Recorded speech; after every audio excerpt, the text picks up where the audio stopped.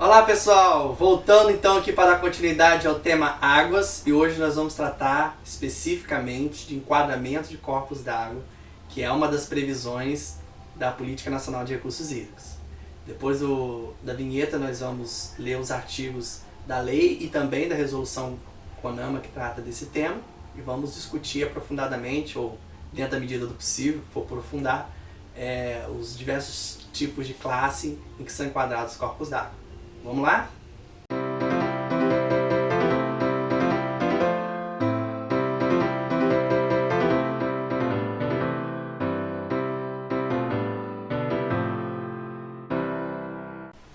Então, pessoal, o artigo 5º da Política Nacional de Recursos Hídricos prevê no inciso 2 que um dos instrumentos é o enquadramento de corpos d'água. Vou ler para vocês o inciso 2, para vocês verem a redação da lei.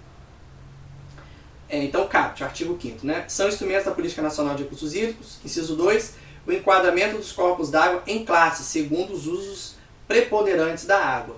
Então, pessoal, o CONAMA, que é o órgão nível federal, deliberativo, estabeleceu, através da resolução 357, esses enquadramentos de corpos d'água. Então, a primeira coisa que o CONAMA faz é a distinção entre os vários tipos de água, águas salinas, salobras e doces, certo?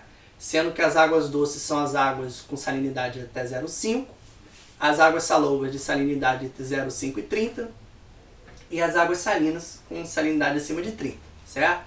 E aí ele vai trazendo os padrões de classificação de acordo com essas categorias, águas doces, salobras e salinas. Eu vou falar especificamente da água doce, que é a principal água captada e distribuída pelas concessionárias de água do Brasil afora, certo? Que é a água compatível com o metabolismo humano, que a gente pode consumir. Águas com salinidade acima de 0,5, elas já têm um certo nível de toxidez para nós, porque geram problemas renais e vários outros problemas osmóticos. Então, geralmente o que se trabalha com distribuição e consumo humano são águas doces, ok? Então, vou me focar nelas aqui. As águas doces são de acordo com a CONAMA 357, enquadradas em 5 classes, certo? Classe especial, classe 1, classe 2, classe 3 e classe 4. Essas classes, é importante dizer, são as classes estabelecidas pelos comitês de bacias hidrográficas. Então, a gestão de recursos hídricos ela é uma gestão descentralizada, no qual um ente da federação tem a dominialidade, ou seja, o proprietário da água. Então, vai ser a União ou serão os estados federados, certo? E o uso dessa água ele tem que obedecer diretrizes e normas que podem ser estabelecidas pelos conselhos, que têm esse poder deliberativo. Então, são os conselhos de recursos hídricos, certo? Que são organizados de acordo com as bacias hidrográficas. Então, cada bacia hidrográfica tem um conselho, esse conselho ainda pode ser subdividido ou estabelecer comitês de acordo com a complexidade da bacia, certo? E esses conselhos, eles têm entre as suas atribuições, eles têm várias atribuições, entre elas o enquadramento em classes dos corpos d'água. Então, os corpos d'água, eles são estabelecidos em classes que são as classes desejáveis de uso daquele corpo d'água. Ou seja, a classe ela não necessariamente tem que refletir as qualidades hidroquímicas atuais do corpo d'água, mas ela visa estabelecer aquilo que se almeja, aquilo que se pretende que o corpo d'água seja no futuro. Então, vou falar agora das classes, e ao entrar nas classes isso vai ficando mais claro para vocês, ok? Então, eu vou ler aqui a CONAMA 357, e vou me deter aqui na seção 1 das águas doces, que é o artigo 4º, e ele estabelece o seguinte: as águas doces são classificadas em CONAMA 357 do ano de 2005, ok? Para ficar claro. 1. Classe especial, águas destinadas. Então, o que são a classe especial? São águas destinadas. A linha A, ao abastecimento para consumo humano com desinfecção. Então, vou me deter aqui na linha A. Águas especiais são aquelas águas que basta você usar um método de desinfecção, por exemplo, cloração, que a água já está suficientemente tratada com padrão de potabilidade para consumo humano, certo? Por isso são chamadas águas especiais. Ou seja, então você pode determinar, por exemplo, um pool de nascentes, um grupo de nascentes de uma bacia hidrográfica são águas de classe especial. Então, o que se deseja daquela nascente é que não haja nenhuma interferência ou pouca interferência humana, de modo que possa se fazer o consumo dela apenas com desinfecção, por exemplo, com cloração, ok? B, a linha B. A preservação do equilíbrio natural das comunidades aquáticas. Então, uma das destinações das águas especiais é a questão da preservação do equilíbrio natural da comunidade, né, como um todo, né, da biota aquática. C. A preservação de ambientes aquáticos em unidade de conservação de proteção integral.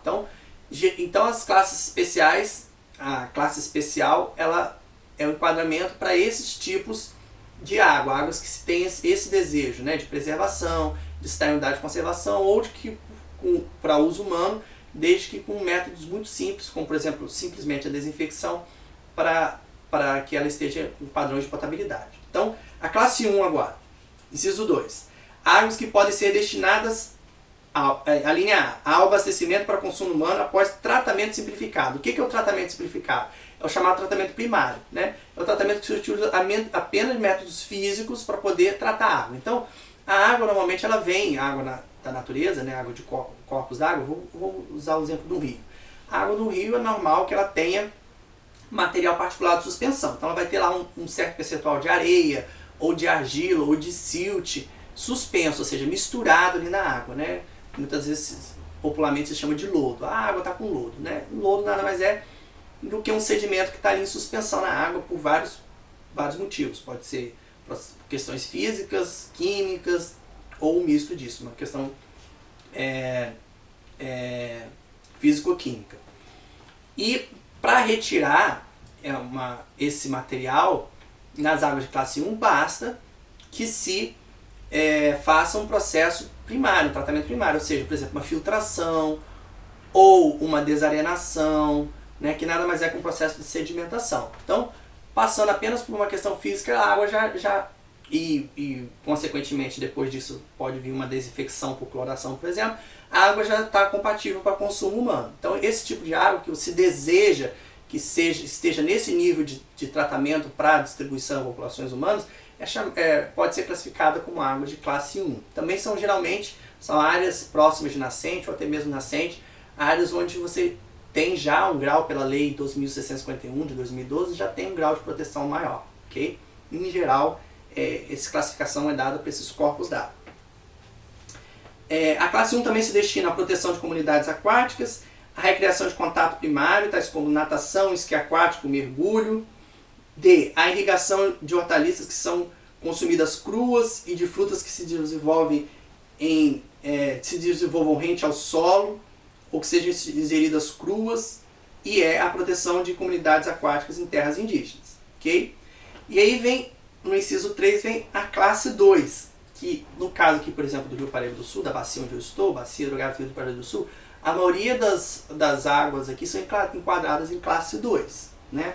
Por quê? Classe 2 são águas que podem ser destinadas à linha A ao abastecimento para consumo humano após tratamento convencional. Então, o tratamento convencional, ele inclui o primário e o secundário. O secundário é aquele que você já começa a partir para um método mais, vamos botar assim, mais industrial de tratamento da água. Então, vai se adicionar algum produto químico, né? Vou botar assim para ficar fácil de entender, por exemplo, polímero, sulfato de alumínio, que ele vai fazer um tratamento que exige um grau vamos botar assim, de sofisticação maior no tratamento, mas ele vai dar um resultado final de potabilidade. Né? Então a água do rio ela já não tem aquele padrão tão preservado, o rio não está tão preservado, o curso d'água não está tão preservado quanto na classe especial, classe 1, mas com um tratamento um pouco mais elaborado, né? A lei fala de tratamento convencional, né? Que é um tratamento já em nível secundário.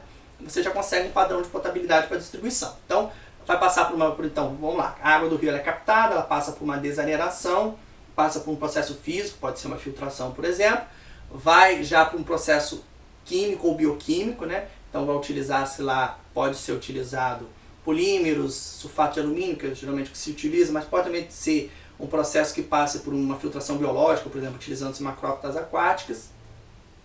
E aí ele vai passar por um processo tradicional de desinfecção, né? Cloração e algumas coisas, em alguns casos também fluoretação. E aí ela chega no padrão de potabilidade para ser distribuída. Então, a água que dentro desse tipo de tratamento ela já já sai suficientemente potável, ela pode ser enquadrada em classe 2. A classe 2 também se destina à proteção de comunidades aquáticas, a linha B, a linha C, a irrigação do contato primário, tais como natação, esqui aquático e mergulho. D, a irrigação de hortaliças, plantas frutíferas e de parques, jardins, campos de esporte e lazer, com os quais o público possa vir a ter contato direto. E E, a aquicultura e atividade de pesca, certo? E aí nós vamos para... Aí vocês veem que basicamente o que mudou foi a linha A, foi o tipo de tratamento necessário para a distribuição da água, porque o resto mais ou menos se repete. A classe 3 ela já muda bastante, tá? Ela diz que são águas que podem ser destinadas a abastecimento para consumo humano após tratamento convencional ou avançado. Em geral, a classe 3 já tem que ter um tratamento avançado, que aí já não basta mais simplesmente o tratamento secundário, né? O primário, que é físico, o secundário, que já envolve alguma coisa química, você tem que passar para um terciário, que você já vai passar a utilizar métodos que vão catalisar, né, vão acelerar o processo, por exemplo, de decomposição de matéria orgânica. Então pode ser águas com alta carga de matéria orgânica que será necessário passar por um processo industrial já mais avançado, em que é necessário utilizar, por exemplo, catalisadores. Então um exemplo de processo onde se utiliza uma catalisação para tratamento de água é o processo onde há aeração. Então utiliza-se aeradores ou alguma fonte de oxigênio, por exemplo, pode ser também peróxido de hidrogênio. O problema do peróxido é que ele mexe em outros parâmetros físico-químicos, ele vai alterar pH e outros parâmetros, mas ele é uma fonte boa de oxigênio. Então é necessário passar por um processo de degradação aeróbia, né? Ou seja, a matéria orgânica ela tem que ser fracionada em moléculas menores, menos complexas, para então ela ir para um tratamento secundário, né? Aí sim, passar pela polímero, utilização de sulfato de alumínio ou um processo biológico, por exemplo, passar por uma bacia onde haja macrófitas aquáticas para ela então chegar no padrão de potabilidade. Então ela requer um tratamento mais avançado, isso torna o tratamento mais caro, pode até ser inviável do ponto de vista econômico, por isso que esse padrão de classe 3 já não é um padrão muito utilizado, porque você precisar captar água, se você colocar a água com um padrão de classe 3 e depois você precisar captá-la para tratar, pode ser que você não alcance padrão de potabilidade para distribuir, ou em caso de alcançar, que ele seja economicamente inviável. Então, geralmente, os comitês de bacia evitam ao máximo utilizar esse padrão de classificação, porque é um padrão que vai limitar bastante o uso que se vai fazer dessa água. Os outros usos possíveis são irrigação de culturas arbóreas, cerealíferas e forrageiras, pesca amadora, recreação de contato secundário e dessedentação de animais. E as águas de classe 4 são águas que podem ser destinadas à navegação e harmonização paisagística. Veja, a qualidade da água de classe 4 é tão baixa que nem mais para a distribuição ela serve, nem para irrigação. Ela fica limitada à navegação e à harmonização paisagística. Ok?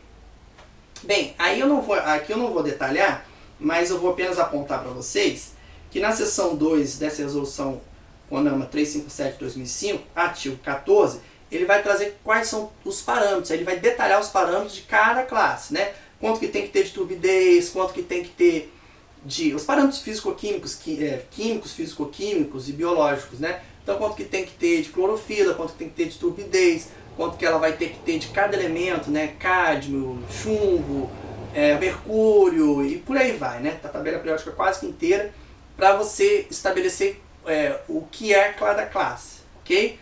Então, ela vai detalhando na classe especial, classe 1, classe 2, classe 3, e isso vai diferenciar uma classe da outra. Então, por exemplo, quando se faz um lançamento por exemplo, de um efluente sanitário já tratado no corpo d'água de classe 2, no mínimo que se espera é que os parâmetros físicos, físico-químicos, químicos, biológicos, elas estejam dentro do que se espera da classe 2. Porque se estiver acima, por exemplo, a turbidez estiver acima, pode ser que o efeito diluidor daquele corpo d'água não consiga diminuir a turbidez para o que está estabelecido, por exemplo, no padrão de classe 2. Então, isso são referenciais que a norma traz, referenciais de hidroquímicos, né, bioquímicos e hidroquímicos, para que se maneje os cursos da água de maneira a você alcançar aquele objetivo que as classes se destinam, né? Eu já dei aqui para vocês detalhamento dos objetivos, certo?